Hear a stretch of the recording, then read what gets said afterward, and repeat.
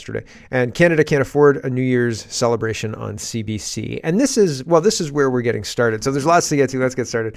CBC is not holding a New Year's celebration this year. So our national broadcaster that we pay billions for, $1 billion a year plus more, and subsidized with other things. And the government went to Google and said, hey, we want CBC paid by you guys as well. So they're getting money hand over fist, and they're handing it to top executives. Nobody's watching the CBC, to be fair, but it's a demoralization tactic to say the country that funds its national broadcaster to the tune of more than $1 billion can't afford a New Year's celebration. You can't do some fireworks. You can't put, I hope Rebel News whoever, right? Rebel News or True North or whoever it is, capitalize on this hole in the market, because what they're going to be broadcasting is kind of crap. And all you really need is somebody standing in a park, some fireworks, Happy New Year, right? Like, there you go.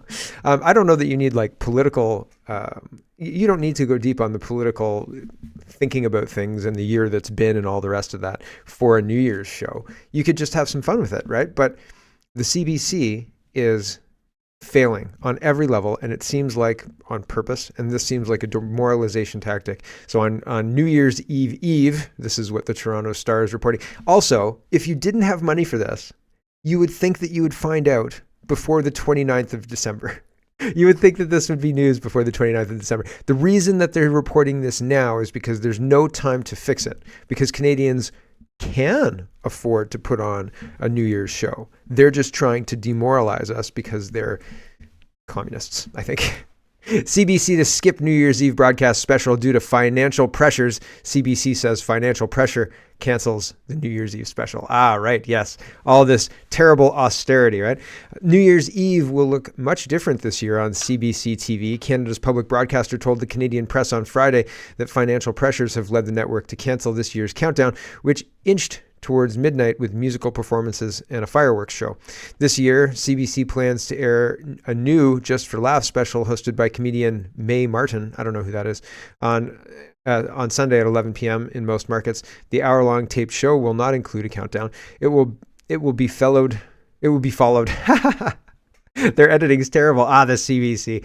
It will be followed at midnight by episodes of Comedy Night with Rick Mercer as the new year rolls in. The programs also stream on CBC Gem. Whatever CBC Gem is, I have no idea. Interesting, right? Very interesting. Now, to be honest, midnight for me usually happens at 7 p.m. And I am usually in bed before the new year rings in, because we have a big family event on New Year's Day. So everybody goes to bed early. And, well, not everybody. I go to bed early because I'm ridiculous. But I don't think that a lot of people were watching the CBC thing, but that just speaks to how poor their programming is, and they should get better. You know what I'm saying? They should fire the person who's putting on the poor programming, bring on somebody who understands how to run a television studio, who maybe lives in Canada instead of living in New York, and, put something together that's interesting to watch, for crying out loud. If you're falling asleep, maybe the audience is falling asleep, right? Jeepers creepers. Not that it's not hard. It is hard. It is hard to put on a good show, right? Sometimes I look at some of the stuff Greg does and I think to myself, man, I couldn't do that. So good for him, and good for people who know how to put on like a good comprehensive multi-layered show, with fireworks and things like that. I'm not there. I don't know how to do that.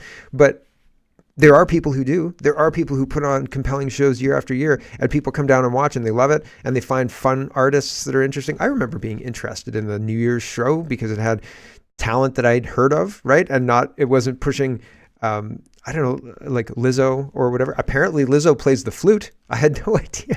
I said that Lizzo didn't have much musicality, and somebody said, she's a flutist. And I said, what? I didn't know that. Anyway, regardless, it's pushing an ideology in my opinion through a whole bunch of different mediums, but also music. But back in the 90s, there were a whole bunch of bands who were coming up. I mean, there was a whole bunch of great Canadian bands, and you would hear about the lineup and you'd think to yourself, man, that's going to be a great show. And you'd be excited about it, right? And now it's like, oh, who's that? Oh, right? And then the music is awful. It's awful, just terrible. So it's unwatchable at this point in time. So no wonder they're canceling it. Nobody to watch it. But that's a testament to the culture. There isn't a unity. Nobody's excited about the Tragically Hip or whatever band, or the Trues, or whatever band might be, coming up and really good and on everybody's radio and on, everybody's singing the chorus or whatever. It doesn't really happen anymore because, well, I mean, there's a whole bunch of division going on, wedges being driven. Okay, let's move on. Immigration. We got to talk about immigration. We got a lot to get to in today's show, really. Immigration is everybody's issue, and it's happening not just in Canada. These plans are being rolled out everywhere. India and China have the biggest populations in the world. So if you go to a place with, I don't know, like 15 million people, then it starts to show when a large group of those people leave, right? But if you go to a place like India, there's so many people that it would take longer for it to show. And so what's going on now is Britain is poised for a multi-billion pound free trade deal with India by Easter of 24. And both Indians will be jumping for joy, meaning mass immigration from India. Right. So that's interesting. It's interesting because it's the same plan. And what's going to happen there is what's happening in Canada currently. Right. Have you been to a Walmart lately? Aaron is sharing this Tucker Carlson clip. He's talking about Ben Shapiro, and he's talking about how people like that are getting a following when they don't really love the country, right? And so it's interesting. Here's Tucker Carlson kind of ripping on Ben Shapiro, the whole thing. Here we go. I don't really care, but Oh, it's too fast. It's too fast. Sorry about that. Hold on. Here we go. Let's try that again. I don't really care, but I did think it showed like the level of not just corruption, which I knew, but of like emotional instability and crazy. I mean, there are people, and I stopped reading any of it, but there are people on the right who have spent the last 2 months every single day focused on a conflict in a foreign country as our own country becomes dangerously unstable on the brink of financial collapse, with tens of millions of people who shouldn't be here in the country. We don't know their identities or the purpose of their being here. Like stuff that's could destroy the country for real and make it impossible for my kids to live here. They've said nothing about that, and they're focused with laser intensity on foreign conflicts. And I'm like, at some point, I've got 4 kids. If I'm so caught up in the problems of my neighbor's children and completely ignoring my own children as they get addicted to drugs and kill themselves, I'm not against helping my neighbor's kids, but clearly I don't love my kids. I mean, right. That's the only logical conclusion, and they don't care about the country at all. And that's kind of their prerogative, but I do, because I have no choice, because I'm from here, my family's been here hundreds of years, I plan to stay here. Like, I'm shocked by how little they care about the country, and including the person you mentioned. And I can't imagine how someone like that could get an audience of people who claim to care about America, because he doesn't, obviously, right? So we'll leave it there. Just the point I'm trying to make is everybody is so distracted by Ukraine, Russia, by Israel, Hamas, by anything and everything that's outside of the country that you live. The Brits can't focus on this new trade deal. It'll be sold as something. And if you say, well, fine, but do we have the resources for this? Should we be really bringing people in here? Have you seen what's happened in Toronto with the tent cities? Have you seen what's happened in New York with the tent cities? Have you seen what's happened with the rental prices in Canada? Have you seen the negative consequences of these student programs, of these free trade programs, of bringing in all of these people? I mean, Brexit happened because of the mass migration, that free movement that Brexit allowed, that the EU membership allowed. And so now they can't do that. So they're doing this. Does that make sense? And it's to achieve the same goal. It's to continue flooding the country, to destabilize the country. And everybody's so fixated, which is what Tucker was saying, on the foreign conflicts. You can't possibly care about your country. If you're focused on the foreign conflicts and you're not focused on what's actually going on, then you don't care. And you should care. Here is Elon Musk, and he says, we should be ending racism in America, not substituting one form for another. And that was my diatribe at the beginning of the show. You can't squelch that out of the human condition. Racism is just something that, you could grow up and you could have a father or mother who's had bad experiences with one group of people. One of the tropes in my big fat Greek wedding is the old Baba, the grandmother who's there, doesn't trust the Turks, and she's always she's running out of the house and she's got a knife to stab the Turks. It's one of those things. Like, racism is kind of a thing. And because the daughter who's getting married that's her grandmother, right? She's not afraid of the Turks. She's not inherited that racism or anything to that effect. But at the same time, you can't squelch that out through banning the thought. You know what I mean? It's a poor direction to go in, because it's impossible. It's impossible because at some point, maybe she has a bad experience with somebody. Maybe she has a bad experience with a Turkish person, right? And that would be bad. But then maybe she thinks maybe grandma's right? You know what I mean? You can't squelch that out with laws. It just doesn't work. Here's Tucker Carlson. I can't remember what he's talking about. Hold on. He's highlighting the problems and the inherent issues with our current immigration policies. And I'll just read the tweet here. It says, the Biden administration is importing millions of third world immigrants to live here illegally, and at the same time telling them that white people are the source of their problems. How's that going to work out in the end? And it's 6 minutes on that. And he's here illustrating the problem of DEI. And it's tying it together with the immigration. But he's illustrating the problem of DEI with this preferential hiring and people losing their jobs if they're not willing to hire in a discriminatory way. And that's just wild. It's racism. DEI is racism. And people like Tucker and Elon Musk are waking up to it. But again, I think Elon is wrongheaded in thinking that you can squelch that out of people. It's just not going to work. I've used squelch too many times in this podcast. Okay, Lieutenant Frank Colombo says Prime Minister Trudeau supports Iranian terrorists in Canada and refuses to designate the IRGC as a terrorist organization who shot down Flight 752, where 55 Canadian citizens and 30 permanent residents were among 176 people were killed. PM Trudeau continues sympathetic stance to terrorists and authoritative regimes. And the National Post is reporting this. I thought this was pretty wild. Iranian national with alleged terrorism ties was deported from the U.S. to Canada. Why didn't they deport him to Iran, you'd ask? I would ask the same question.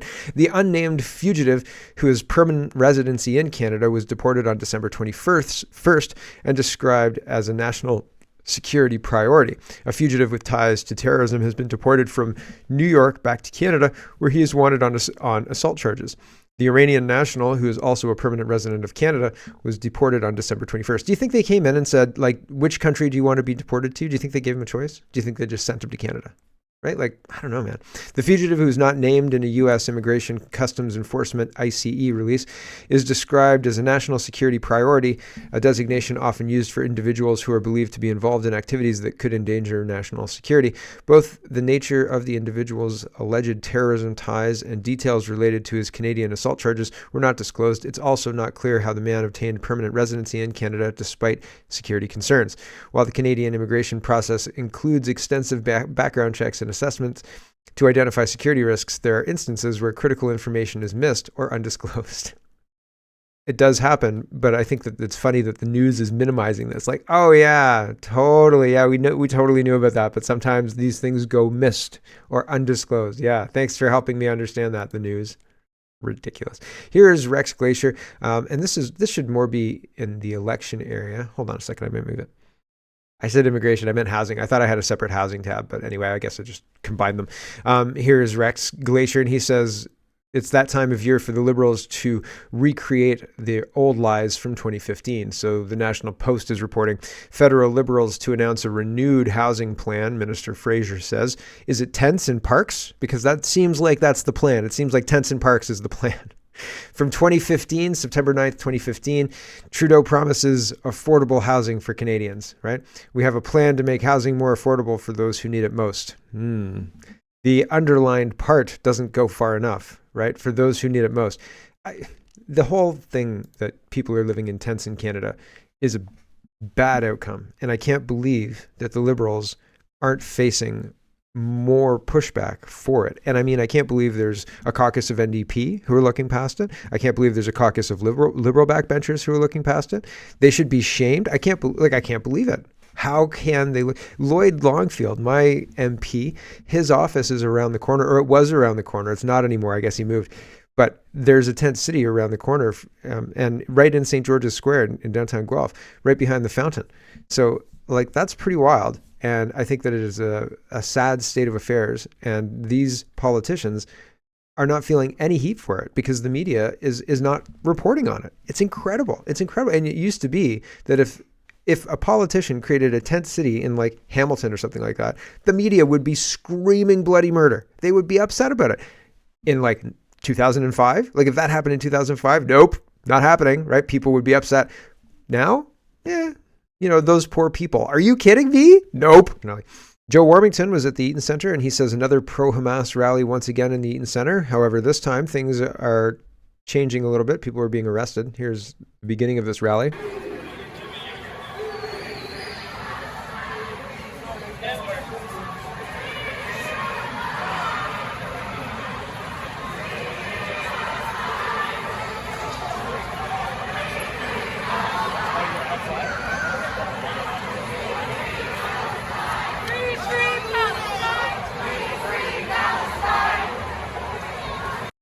Right, so they're in the Eaton Center. Can you imagine a bunch of truckers going in there and singing "Oh Canada"? Oh my gosh, send the horses, right?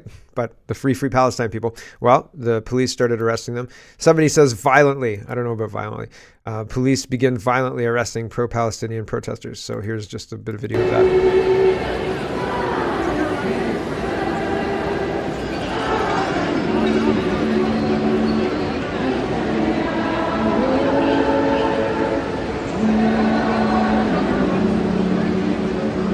There you go. They're just carrying a single protester out at that point in time. I don't know how long that went on. It seems interesting, again, that one kind of protest seems to be acceptable, especially within malls and disrupting traffic and things like that. Whereas if you had a Canadian flag wrapped around it, no chance. SL says, let's talk about protest. And he's the one who was saying this morning. He says, somebody asked, Polio asked, are you going to organize some protests? And SL says, not anymore. I feel we need to take a different approach. It's a waste of time and money for everyone to head to a single location, have a few speeches, stand around, and then go home. Nothing gets achieved. Not wrong. He's not wrong. And I mean, the people protesting, us, Canadian citizens and citizens of the West, not just Canadians, it's not just on us, but it is on us for our country, right? And so we should figure out something that's effective. But as you figure out something that's effective, like you couldn't do another trucker rally again, you couldn't do another convoy again, because there would be different laws in place in Doug Ford's Ontario that would give him more ability to respond in a much more disruptive way to the protest, removing people's trucks and things like that. So as you develop tactics that work, the countermeasures by government will be used to derail you, right? And so you have to expect that, and you have to evolve. And I think that we're at the point where we, as a country, are at a point where the protests need to evolve, because they're being hijacked by people like this, and the police are responding, and so on and so forth. It's not effective. It's not as effective as it once was anyway. Here's Mark Toe. Hello, everyone. Thanks very much for watching.